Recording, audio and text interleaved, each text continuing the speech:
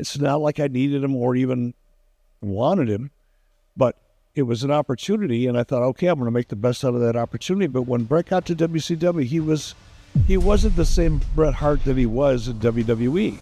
Eric Bischoff names 10 wrestlers he'll never hire again. In a stunning 2026 interview, the former World Championship Wrestling executive dropped a bombshell that nobody saw coming. He admitted that he would never have hired Bret Hart if he could go back in time and do it all over again. Think about that for a moment. Bret Hart is one of the greatest technical wrestlers in history. He is a multiple-time world champion. He is beloved around the world. And Eric Bischoff says hiring him was a mistake. That admission sent shockwaves through the wrestling community. It is incredibly rare to hear this kind of brutal, unfiltered honesty from someone who shaped the Monday Night Wars and changed professional wrestling forever. But when you really listen closely to Bischoff's reasoning across multiple interviews, it starts to sound less like wisdom gained through experience and more like excuses designed to protect his legacy. This list is not just about difficult business decisions. It is about one man's ego colliding head-on with some of the biggest names in wrestling history. It is about a philosophy of control that valued obedience over creativity. It is about a refusal to see potential in people who did not fit a narrow definition of what a star should look like. Are these all reasonable calls made by a smart executive protecting his company? Or is this a guy rewriting history to protect his reputation and justify decisions that cost World Championship Wrestling the Monday Night Wars? If you like deep dives like this that go beyond the surface, hit the hype feature and give this video some hype so more wrestling fans can see it and join the conversation. Now let's break down the 10 wrestlers Eric Bischoff says he would never hire again and figure out what this really tells us about his leadership style, his blind spots, and his role in the collapse of World Championship Wrestling. Number 10, the Ultimate Warrior. Eric Bischoff thought he could recreate lightning in a bottle when he signed the Ultimate Warrior in 1998. World Championship Wrestling was already absolutely dominating the television ratings week after week. The New World Order had completely turned the wrestling industry upside down and created a cultural phenomenon. Hulk Hogan was a heel. Kevin Nash and Scott Hall were breaking the fourth wall. The company was printing money, but Bischoff wanted even more star power. He wanted to add another layer of nostalgia and mainstream recognition to the roster. He remembered WrestleMania 6. He remembered Hulk Hogan versus the Ultimate Warrior in front of 67,000 fans. That match was magic. It felt like anything was possible. Bischoff wanted to bottle that magic again and sell it to a new generation. The plan seemed simple on paper. Debut the Warrior with a huge surprise entrance. Build massive hype around the return of a legend. Let him run through a few opponents. Eventually put him against Hollywood Hulk Hogan in a rematch that would break records. Then sit back and watch the money roll in from pay-per-view, buys and merchandise sales. But the reality turned into an absolute disaster from the very first night the Warrior appeared on television. The Warrior's debut promo was carefully scheduled for 5 minutes of television time. That is standard for most wrestling promos. You get your point across, you build some heat, you set up the next segment, then you get out. Simple formula. But the Warrior had other ideas. Instead of sticking to 5 minutes, he went on for more than 17 minutes. Bischoff stood there in the ring next to him, completely frozen, unable to do anything while the Warrior rambled in circles. None of what he said made any sense to the viewers at home or to the people in the arena. It was not even the usual Warrior intensity that fans remembered from the World Wrestling Federation. It was just confusing and uncomfortable. The production crew in the back completely panicked. The live television schedule was being destroyed in real time. Other segments were getting bumped. Commercials were getting pushed back. The entire flow of the show was ruined. The director came running out of the production truck, and according to Bischoff, his hair was practically on fire from the stress. That chaotic debut set the tone for everything that followed during the Warriors' run. Then came Halloween Havoc 1998. This was supposed to be the big payoff. The Ultimate Warrior facing Hollywood Hulk Hogan in a match that would draw huge numbers and justify the signing. The anticipation was real. Fans wanted to see these two icons collide again, but the match itself was painfully slow and incredibly awkward to watch. It did not feel like two superstars putting on a show. It felt like two guys who could not get on the same page. Shortly after that disappointing performance, the Ultimate Warrior suffered a bicep injury. For most executives, an injury is a setback. You rehab the talent. You bring them back when they are healthy. You try to salvage salvage the investment. But Bischoff saw the injury as an opportunity. He saw a chance to cut his losses and end the experiment without admitting outright that the whole thing had been a mistake from the beginning. So he pulled the plug. Looking back years later in multiple interviews, Bischoff freely admitted that if he had known how badly everything would go, he never would have signed the Ultimate Warrior in the first place. But here is the fundamental problem with that logic and with that justification. The Warrior had always been unpredictable. Everyone in the wrestling industry knew that. His reputation for being difficult and going off script was well established long before World Championship Wrestling came calling. Bischoff signed him hoping to capture nostalgia and boost ratings, but he absolutely refused to plan for the chaos that everyone knew was coming. He did not put safety nets in place. He did not have backup plans. He just hoped everything would work out. And when things inevitably went wrong, when the Warrior did exactly what the Warrior had always done, Bischoff blamed the talent instead of looking in the mirror and admitting that his own lack of preparation and poor judgment created the mess. This is a pattern we're going to see over and over again on this list. Bischoff calls it learning from mistakes and making tough decisions. Critics call it poor judgment and refusing to take responsibility. Number 9, Disco Inferno.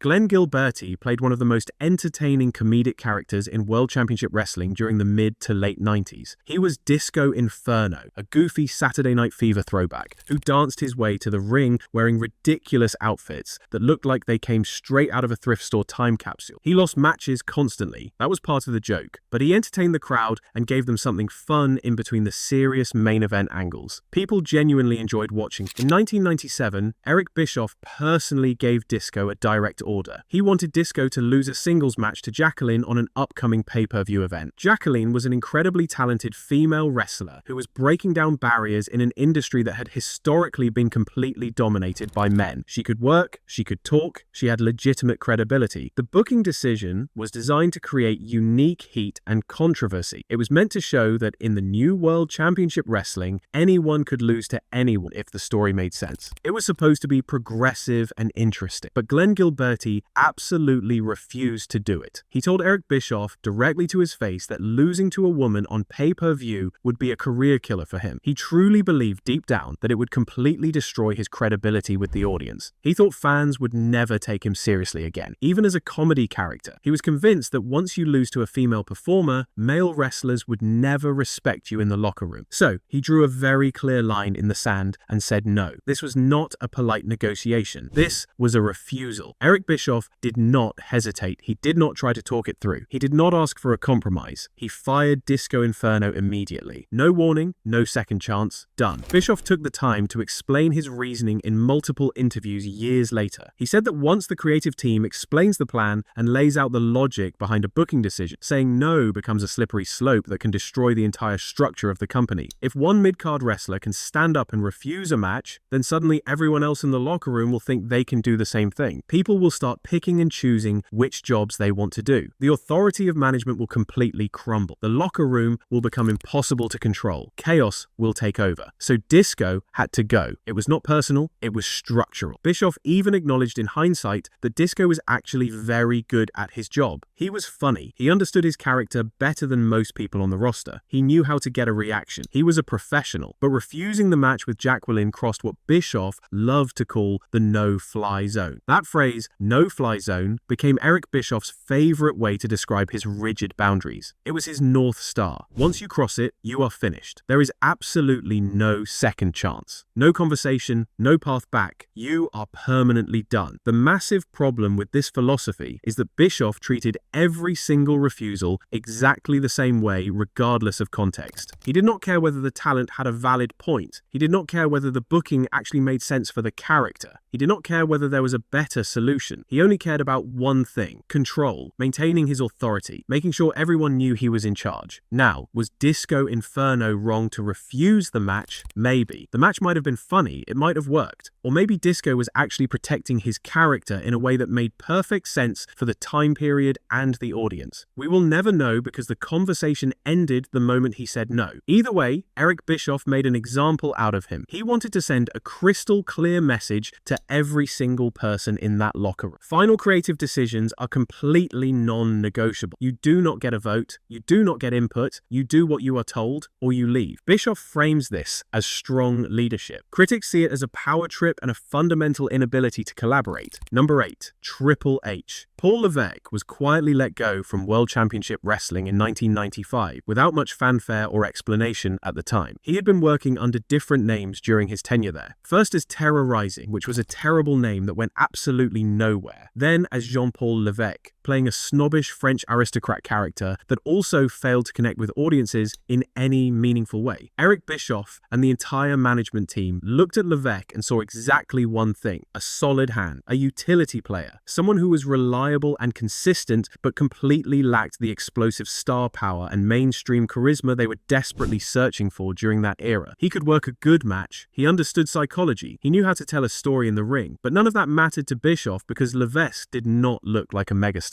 Budget cuts were happening across the company at that time. World Championship Wrestling was tightening its belt. Management was looking for places to trim fat and save money. Paul Levesque was also unwilling to relocate to Atlanta, which was where the company wanted all of its main roster talent to be based for ease of logistics and television tapings. So the company let him walk without a second thought. Nobody fought to keep him. Nobody saw the potential. He was just another guy who did not work out. Years later, after Paul Levesque had completely reinvented himself as Triple H and had risen all the way to the absolute top of the World Wrestling Federation, Eric Bischoff was inevitably asked whether he regretted that decision. Did he feel stupid for letting a future legend slip through his fingers? His answer was stunning. He said no. He had absolutely no regrets whatsoever. He argued passionately that nobody on planet Earth, looking at Paul Levesque in the early 90s, could have reasonably predicted that he would eventually become a legitimate main event star. According to Bischoff, it was impossible to see it coming. Then, Bischoff doubled down even harder on his opinion. He said that Triple H has never been a Rock. He has never been a Stone Cold Steve Austin. He has never been a John Cena. He called Triple H a great utility player at a certain level who has been around forever. But Bischoff insisted that Triple H was never truly great, never truly transcendent, never truly in that top tier of all-time legends. That quote aged like spoiled milk sitting in the sun. Triple H went on to become one of the most dominant and influential figures in the entire history of professional wrestling. He headlined WrestleMania over and over again in classic matches. He held world championships across multiple decades. He married into the McMahon family, which yes, opened doors, but he still had to perform at an elite level to stay on top. Eventually, he took over all creative control of World Wrestling Entertainment and became the person running the entire company. But Eric Bischoff still absolutely refuses to give him credit. He dismisses all of that success as being in the right place at the right time. He refuses to admit that maybe, just maybe, he completely missed the potential of someone who became a legitimate legend and a cornerstone of the industry. This reveals the absolute core flaw in Eric Bischoff's entire talent evaluation philosophy. He was utterly obsessed with immediate star power and instant charisma. If someone did not have obvious mainstream appeal and name recognition on day one, they were simply not worth the investment in his mind. He wanted lightning in a bottle. He wanted people who were already famous. He did not want to build something brick by brick over time. He did not want to develop talent slowly and carefully. He wanted shortcuts. That short-term thinking and refusal to invest in the future cost World Championship Wrestling some of the absolute biggest stars of the next generation. Bischoff calls it being realistic about the business. Critics call it being completely blind to talent. Number 7. Sean Waltman. Sean Waltman was an absolutely crucial part of the New World Order as Six during some of the faction's most important and successful years. He brought legitimate credibility to the group in ways that other members simply could not. He was athletic and explosive in the ring. He was young and hungry. He connected with the audience in a way that felt completely authentic and real. He was not just another guy wearing a New World Order shirt. He belonged there. Eric Bischoff genuinely liked him as a performer and as a person. The two sides spent many months carefully negotiating a contract extension, back and forth. Numbers were discussed. Terms were debated. Finally, after what felt like forever, they reached a verbal agreement. Everyone shook hands. The deal was done. In Eric Bischoff's very specific worldview, a handshake deal was absolutely sacred and could never be broken. Once you gave your word, that was the end of the discussion. The deal was locked in stone. Your integrity was on the line. Nothing else mattered. But then, Sean Waltman's agent, Barry Bloom, decided to try to reopen the negotiations. He saw an opportunity. He wanted to leverage the situation and get his client more money. That is literally what agents are supposed to do. They fight for their clients. They push for better deals. They maximize value. That is the entire job description. But Eric Bischoff saw this move as an unforgivable betrayal of trust and respect. He did not care about the business reasons behind it. He did not care that this kind of thing happens constantly in professional sports and entertainment. He did not care that agents are trained to do exactly this. To Bischoff, the handshake had been broken. The sacred bond was destroyed. That crossed his precious no-fly zone. So, Eric Bischoff fired Sean Waltman immediately without hesitation. He sent the termination notice by FedEx. The envelope arrived while Waltman was at home recovering from a serious neck injury. He was hurt, he was vulnerable, and suddenly he was unemployed. The firing caught him completely off guard. He had thought everything was settled. Bischoff explained years later in multiple interviews that renegotiating after a verbal agreement had been reached was an absolute no-fly zone for him. He said very clearly that he would probably do the exact same thing today if faced with the same situation. He has absolutely no regrets about it whatsoever. But this decision perfectly illustrates just how rigid and inflexible Eric Bischoff really was. Sean Waltman himself did not personally betray.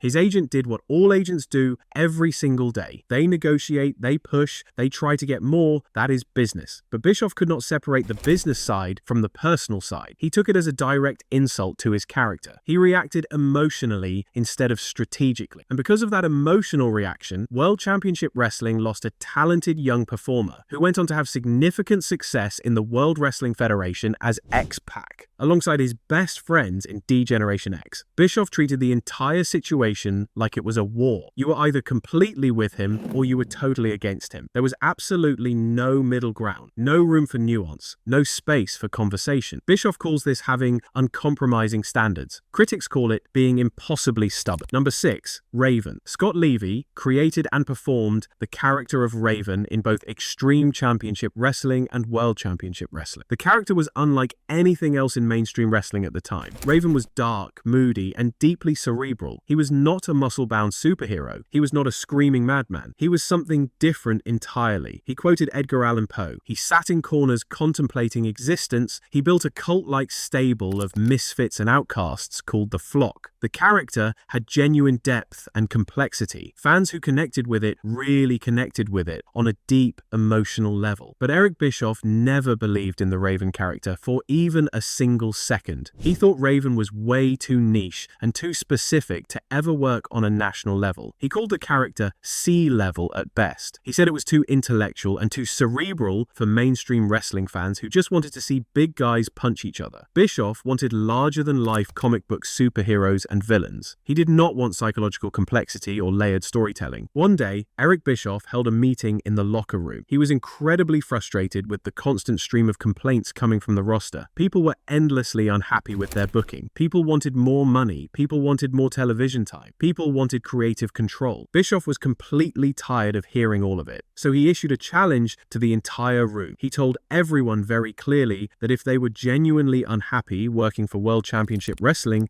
they could leave right now. He dared people to raise their hand and walk out the door. He wanted to call their bluff. Scott Levy raised his hand. He was the only one. Everyone else stayed quiet. Bischoff let him go immediately. Years later, Bischoff said in interviews that he actually respected Raven more at that specific moment than he had at any point before. He respected him for standing up for what he believed in and having the courage to walk away. But at the time when it actually happened, it was painfully clear that Bischoff wanted Raven gone. He had already given up on the character long before that meeting. He did not see the value. He did not understand the appeal. So when Raven called his bluff and raised his hand, Bischoff was secretly happy to cut ties and move on without any guilt. Scott Levy went back to Extreme Championship Wrestling and continued to build his legacy as Raven. He later had a successful and memorable run in the World Wrestling Federation, but Eric Bischoff never saw him as a legitimate main event talent. Number 5, Bret Hart. Bret Hart signed with World Championship Wrestling in December 1997. It should have been one of the single biggest talent acquisitions in the entire history of professional wrestling. Bret was coming directly off the Montreal Screwjob, one of the most controversial and talked about moments the industry had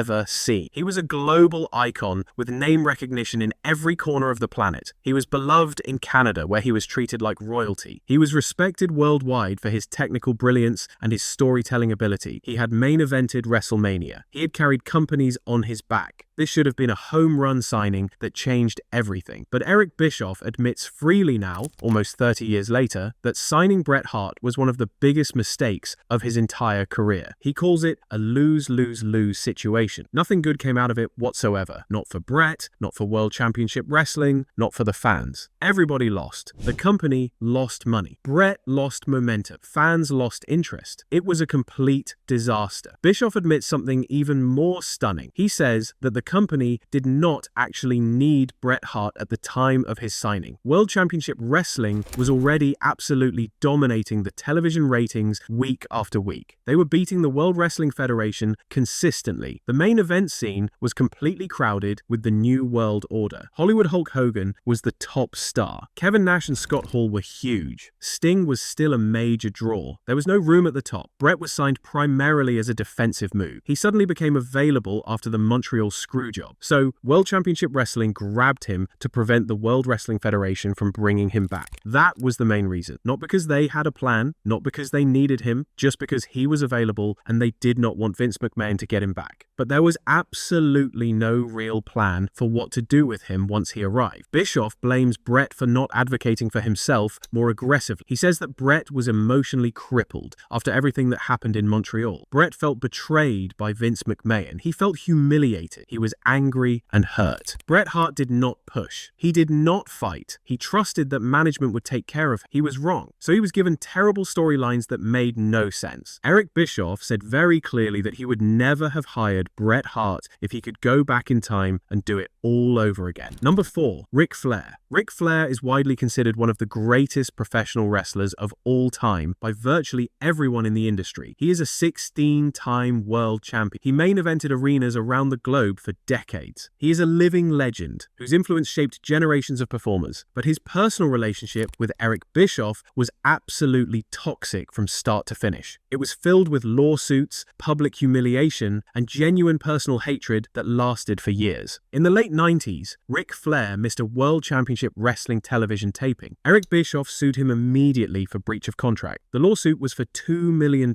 an absolutely massive sum designed to financially destroy Flair if he lost. Bischoff threatened Flair with complete bankruptcy. He humiliated him in front of the entire locker room during meetings. He made it crystal clear to everyone watching that nobody, not even a legend like Ric Flair, was bigger than the company or bigger than Eric Bischoff. The personal heat between them never went away. It festered for years. In 2003, after Eric Bischoff had moved to World Wrestling Entertainment and was working as the Raw general manager character, Ric Flair physically attacked him backstage. Bischoff was sitting in his office on a conference call discussing business. Flair stormed into the room and started yelling at the top of his lungs. He threatened to tear Bischoff's eye out. Bischoff actually thought at first that he was somehow in a scripted segment that he had forgotten about. He looked around for cameras, but Ric Flair was deadly serious. This was not a work. This was real. Flair punched Bischoff in the face. Security guards had to physically pull them apart. Bischoff later joked that Flair was cutting a real-life promo on him, but the anger was 100% real. Number 3, Mick Foley. Mick Foley worked in World Championship Wrestling as Cactus Jack during the early 90s. Eric Bischoff liked him personally and enjoyed his company. They socialized outside of work. They had conversations about the business. Foley was incredibly creative. He was dedicated to his craft. He was willing to do absolutely anything to get over with the audience. But his in-ring style was a major problem for management. Foley was known worldwide for hardcore wrestling and extreme violence. He took insane risks that made people gasp. He dove off balconies onto concrete. He crashed through tables. He bled profusely. He put his body on the line every night without hesitation. Bischoff saw this as an unacceptable liability for the company. World Championship Wrestling was owned by Turner Broadcasting, a publicly traded media company. That meant the legal department was always watching. Every injury was viewed as a potential lawsuit. Every dangerous stunt was seen as a potential disaster. Bischoff explained in interviews that if a 300-pound man jumps off a balcony and lands on a fan sitting ringside, Turner Broadcasting could be sued for millions of dollars. The company had deep pockets. It was a target for lawsuits. Corporate could not allow that risk. Bischoff tried to get Foley to tone down his style and work safe. Foley absolutely refused. He believed that the hardcore element was what made him special. He believed that fans came to see him because he was willing to go further than anyone else. But Bischoff could not afford to take that chance with corporate watching. So he let Foley go. Foley took it personally. He felt rejected. He went to Extreme Championship Wrestling and later to the World Wrestling Federation. He became Mankind. He became a world champion. He became a legend. He proved that his style could work at the highest level. Bischoff admits that it was not about Foley's talent. It was about protecting the company from legal exposure. But this decision shows a fundamental misunderstanding of what wrestling is. Bischoff wanted to eliminate all risk. He wanted everything to be safe and controlled. But wrestling is not safe. Wrestling is chaos. Wrestling is danger. The best performers are the ones who make you believe they might actually get hurt. Foley understood that truth. Bischoff did not. Bischoff calls it being responsible. Critics call it being scared. Number 2, Steve Austin. Steve Austin was fired from World Championship Wrestling in 1995. He was fired by FedEx. He was recovering from an injury at the time. The firing was brutal. It was impersonal, and it changed wrestling history. The story goes like this. Austin was injured and could not appear on television. The company wanted him to come in and cut a quick promo to keep his character relevant. Austin refused. He told Tony Schiavone to relay a message to Eric Bischoff. The message was simple: go to hell. When Bischoff heard that, he made a decision. He fired Austin the next morning. Bischoff explained that he did not want to fire Austin, but he could not allow that kind of behavior. If Austin could tell management to go to hell and get away with it, then everyone else would try the same thing. Authority would be lost. Control would be lost. So Austin had to go. Looking back, Bischoff says he has no regrets. He calls it one of the best decisions he ever made. He argues that he never saw Austin as a top-tier marketable talent in World Championship Wrestling. He says Austin's attitude was a problem that needed to be dealt with. But here is the truth. Steve Austin went to Extreme Championship Wrestling. He cut a legendary promo about being fired by FedEx. Then he went to the World Wrestling Federation. He became Stone Cold Steve Austin. He became the biggest star in wrestling history. He sold more merchandise than anyone. He drew more ratings than anyone. He changed the industry. And Eric Bischoff missed it. Bischoff was so focused on control that he could not see the value in front of him. He was so rigid in his rules that he let a future megastar walk out the door. Then he justified it by saying Austin had a bad attitude. Bischoff treated it like he won, but he lost. World Championship Wrestling lost. And the World Wrestling Federation won the Monday Night Wars in large part because of Steve Austin. Bischoff calls it standing by his principles. Critics call it the biggest mistake of his career. Number 1, the Honky Tonk Man. Wayne Ferris worked as the Honky Tonk Man. He was a cartoon character from the 80s. He was an Elvis impersonator with a guitar. He had a long Intercontinental Championship run in the World Wrestling Federation. But by the mid-90s, his time had passed. Eric Bischoff did not want to sign him, but Hulk Hogan and Jimmy Hart pushed for it. They wanted their friend in the company, so Bischoff gave in. Then came Starrcade, 1994. The Honky Tonk Man was booked to lose to Johnny B. Bad. It was a simple match on the undercard, but Honky refused. He wanted a guaranteed contract extension first. He gave Bischoff an ultimatum: pay me more or I will not do the job. Bischoff did not negotiate. He fired Honky on the spot. Years later, Bischoff admitted that firing the Honky Tonk Man was one of the few firings he actually enjoyed. He called Honky an ass with an unrealistic opinion of himself. He said the cartoon character's time had passed. World Championship Wrestling was moving toward a cooler, more reality-based product. There was no room for an Elvis impersonator. This firing is different from the others. Most of the time, Bischoff justifies his decisions by talking about business and discipline. But with the Honky Tonk Man, he was honest. He just did not like the guy. He enjoyed getting rid of him. That honesty is revealing. It shows that Bischoff's decisions were not always about protecting the company. Sometimes they were personal. Sometimes they were about ego. Sometimes they were about power. Bischoff wanted to prove that nobody could push him around. Not even a veteran with connections to Hulk Hogan. Bischoff calls it standing up for himself. Critics call it holding a grudge. So what does this list really tell us about Eric Bischoff? It tells us that he ran World Championship Wrestling with a very specific philosophy. Eric Bischoff made a lot of mistakes during his time running World Championship Wrestling. There is no denying that fact. But he also took massive risks risks that changed the industry forever. He changed how wrestling was presented on television. He created the New World Order, one of the most successful factions in wrestling history. He forced the World Wrestling Federation to completely evolve and get better or die. Without Eric Bischoff pushing them to innovate, the Monday Night Wars might never have happened at all. So while we can criticize his decisions and his obvious blind spots, we also have to acknowledge his massive impact. For wrestlers watching this video, the lesson is crystal clear. Protect your value at all time. Protect your health because your body is your career and your livelihood. Pick the right place to work because not every company is right for every performer. Advocate for yourself constantly because nobody else will do it for you. Do not wait around for someone else to magically see your potential and push you to the top. Show them what you can do every single time you get in that ring. And if they still do not get it after you have proven yourself over and over, go somewhere else that actually does appreciate what you bring to the table. Your career can change in an instant with one phone call. Make sure you are ready when that moment comes. If you enjoyed this deep dive into wrestling history and the complicated legacy of Eric Bischoff, smash that like button right now. Subscribe to the channel for more videos like this that go deep into wrestling history. Drop a comment down below and let us know which firing you think was the absolute worst decision Eric Bischoff made. And remember, we are genuinely lucky that we can still talk about all of it decades later. Wrestling history is messy, complicated, and absolutely fascinating. Thanks for watching.